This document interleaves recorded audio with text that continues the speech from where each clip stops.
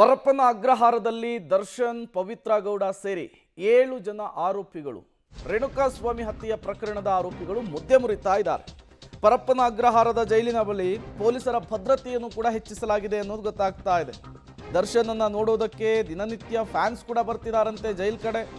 ಕೆಲವರಿಂದ ಜೈಲಿನ ಬಳಿ ಬಂದು ಡಿ ಬಾಸ್ ಅನ್ನುವಂತಹ ಘೋಷಣೆ ಅಂತ. ಹಾಗಾಗಿ ಜೈಲಿನ ಬಳಿ ಅಭಿಮಾನಿಗಳನ್ನ ಪೊಲೀಸರು ಬಿಡ್ತಾ ಇಲ್ಲ. ಯಾರೂ ಕೂಡ ಜೈಲು ಬಳಿ ಬರದಂತೆ ಪೊಲೀಸರು ಖಡಕ್ ಸೂಚನೆಯನ್ನು ಕೊಟ್ಟಿದ್ದಾರೆ. ಜೈಲಿನ ಬಳಿ ಸೀನ್ ಕ್ರಿಯೇಟ್ ಮಾಡಿದ್ರೆ ಕೇಸ್ ಹಾಕಿ ಜಡ್ದು ಬಿಡ್ತೀವಿ ಅಂತ ಹೇಳಿ ಎಚ್ಚರಿಕೆಯನ್ನು ಕೊಟ್ಟಿದ್ದಾರಂತೆ.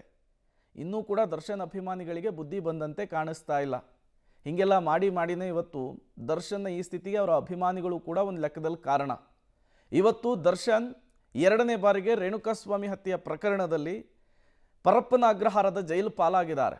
2ನೇ ಬಾರಿ ಅರೆಸ್ಟ್ ಆಗಿದ್ದಾರೆ. ಈಗಲೂ ನೋಡಿ ಅವರು ಹುಚ್ಚುತನ ಬಿಡ್ತಾ ಇಲ್ಲ.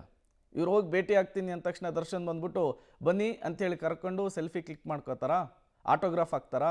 ಅವರಿರೋದು ಜೈಲಿನೊಳಗೆ, ಮನೆಯಲ್ಲ, ಶೂಟಿಂಗ್ ಸ್ಪಾಟ್ನಲ್ಲ. ಸಹಜವಾಗಿಯೇ ಈ ಹಿಂದೆಯೂ ಕೂಡ ಈ ರೀತಿಯ ಅತಿರೇಕದ ವರ್ತನೆಗಳನ್ನು ದರ್ಶನ್ ಅಭಿಮಾನಿಗಳು ಮಾಡಿದ್ರು. ಈಗ ಮತ್ತೊಮ್ಮೆ ಅದೇ ರೀತಿಯ ವರ್ತನೆಯನ್ನೇ ಮಾಡ್ತಾ ಇದ್ದಾರೆ. ಇದೇ ರೀತಿಯ ವರ್ತನೆಗಳೇ ದರ್ಶನ್ ಅವರ ಬೇಲ್ ಕ್ಯಾನ್ಸಲ್ ಆಗಲಿಕ್ಕೂ ಕೂಡ ಒಂದು ಪ್ರಮುಖ ಕಾರಣ ಆಗಿತ್ತು. ಹಾಗಾಗಿ ಇನ್ನೂ ಕೂಡ ದರ್ಶನ್ ಅಭಿಮಾನಿಗಳು ಬುದ್ಧಿ ಕಲಿತಂತೆ ಕಾಣಿಸ್ತಾ ಇಲ್ಲ. ಸದ್ಯಕ್ಕಂತೂ ದರ್ಶನ್ ಜೈಲಿನಿಂದ ಬಿಡುಗಡೆ ಆಗೋ ಡೌಟು.